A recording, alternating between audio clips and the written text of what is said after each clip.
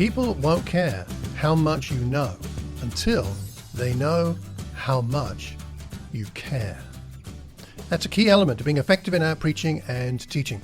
I can stand up there in front of everybody and wave my diploma in theology at them and various other qualifications I have, perhaps the progress I'm making towards my master's in theology.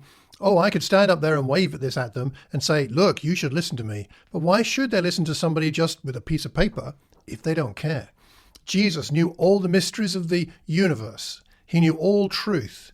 And yet what he wanted to do was convince the people he spoke to that he cared about them, and he gave them what they needed, not what he wanted to tell them as such.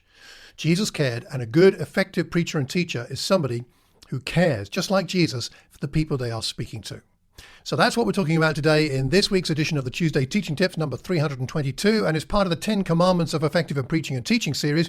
This is part 8, as we learn about caring teaching today. You and I surely want to be effective in our preaching and teaching, don't we? Just like Paul and Barnabas in Acts chapter 14, when it says they spoke so effectively that a great number of Jews and Greeks believed. Our goal is to be effective, not just accurate. And this is particularly pertinent when we talk about caring for the people that we speak to. Now, a point of clarification before we go on to 7 tips I have for you today, which is this. A church leader rang me once a little while ago. They had somebody in their congregation who was a good student of the Bible. They were an able presenter, and this person liked to preach and to teach. In fact, felt that they ought to be doing it more often. So I was contacted with looking for some advice, and this person taught apparently accurately. They taught with conviction. However, the congregation did not warm to them as a speaker, didn't find that person particularly helpful.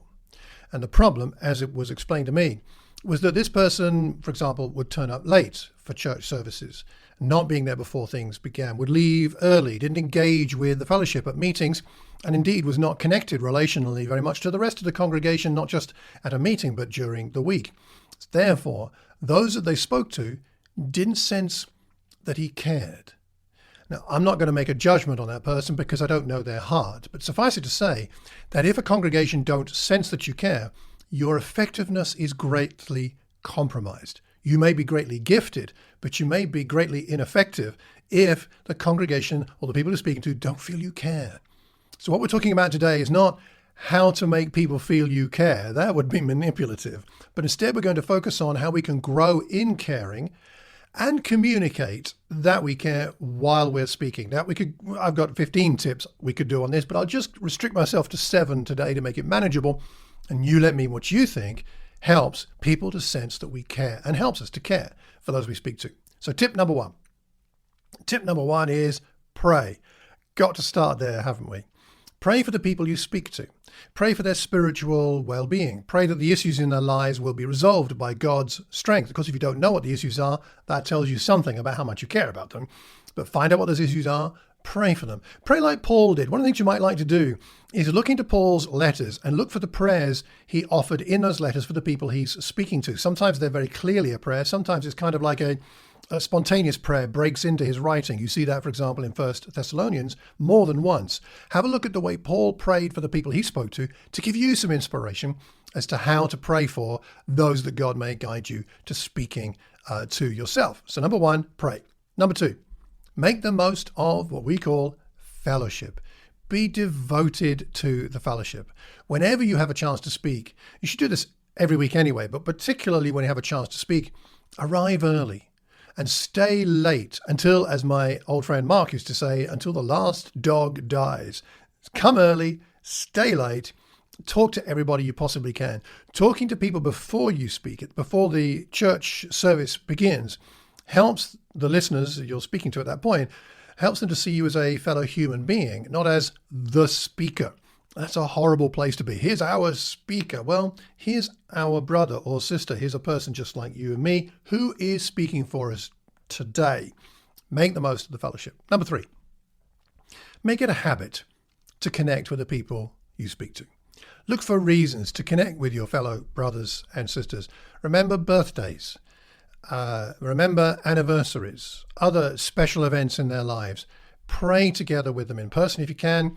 And if not, use the technology that God has given us today. Use Zoom or other apps that are available, phone calls, WhatsApp, different things like that. Whatever you can, pray with them, talk to them. Pick up the phone when you've got a spare moment and call somebody just for a chat, not because you have a reason. So connect as a habit. Fourthly, ask questions. When you're talking to people, ask questions. As tempting as it is to tell people about yourself, it's asking questions that helps people feel cared about.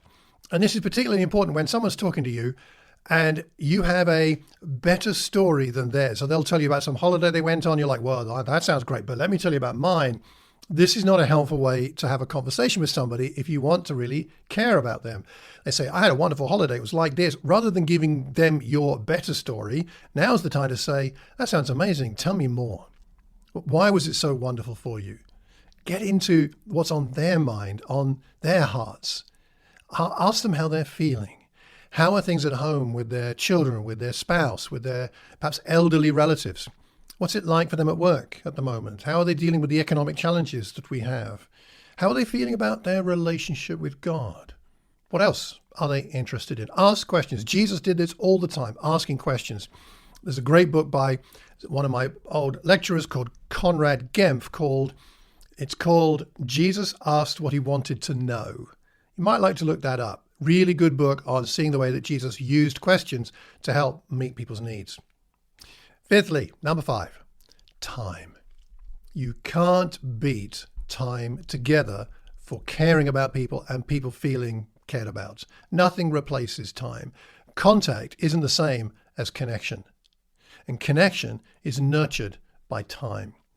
Do things together. Recently, I managed to get a couple of days out of my normal routine and went up to see my old friend Douglas Jacoby. We spent 2.5 days driving around Northumberland, praying, talking about the Bible, going to see inspiring Christian history sites and things like that. Perhaps you can't do that, but you can spend some time together, hang out after church or before church, do things around other events. Time, nothing beats time. Contact is not the same as connection. Connection is nurtured by time. Number 6. Let's talk about the actual speaking event. Just 2 tips on this. Number 1, or number 6 in this list, eye contact. Eye contact. When you're speaking to people, look at those people. They're not a blob. They're not a block.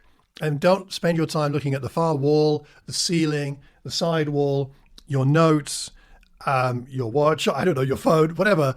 Spend at least some of the time looking people in the eye and look around. Don't look at one person all the time. Does this ever happen to you? It's happened to me when a speaker, every time they look up, they look at me and they're not looking around. And I guess they're looking at me because they know me or something.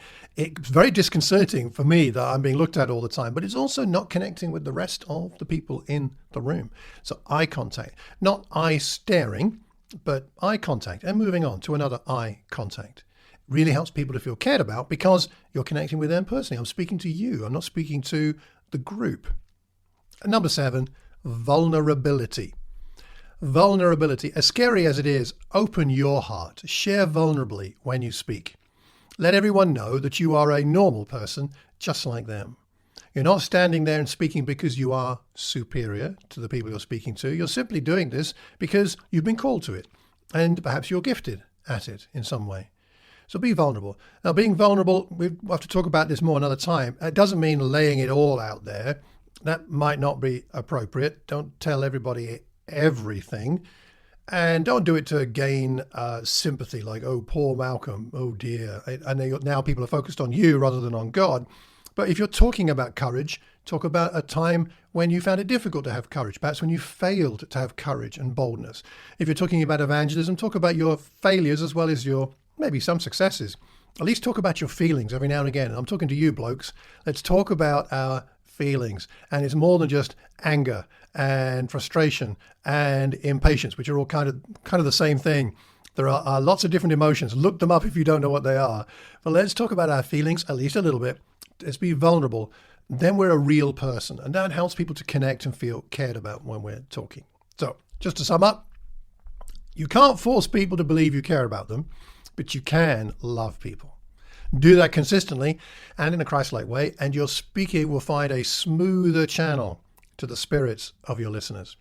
Don't rely on your excellent study, your knowledge of languages, or your certificates in theology, or whatever it is. Don't rely on your knowledge. Instead, rely on the Spirit of Christ to help you care about and love the people you're speaking to. It'll make all the difference. Next time, we've got our 8th commandment, and it is enthusiasm is infectious. We will unpack that next week. Until then, I hope you find what we've talked about today useful in caring for the people that God has given you to speak to. By the way, I'd encourage you to consider joining us at the AIM UK and Ireland next module, which is about homiletics, about speaking. It's about how to develop your understanding of Scripture and how to prepare and deliver lessons. You can look that up online. It's aimukandIreland.com. Got quite a few people expressing an interest, so looking forward to teaching that with Douglas Jacoby and Andy Bowachi. If you have any comments on this week's topic, please leave a comment publicly where we can all see it, because we learn best when we're learning in community. If you've got any questions about the Bible, drop me an email, malcolm@malcolmcox.org. If you'd like a copy of my free ebook on spiritual disciplines, How God Grows His People, then go to my website, malcolmcox.org, and sign up for my free weekly newsletter. If you've got any other thoughts, let me know. Pass the link on to someone who might benefit. Subscribe, leave a review if you could, and I hope and pray that until the next time, that you do care about those you speak to, and they sense you care for them with the love of Christ. Till the next time, remember, keep calm and carry on teaching. Take care, and God bless.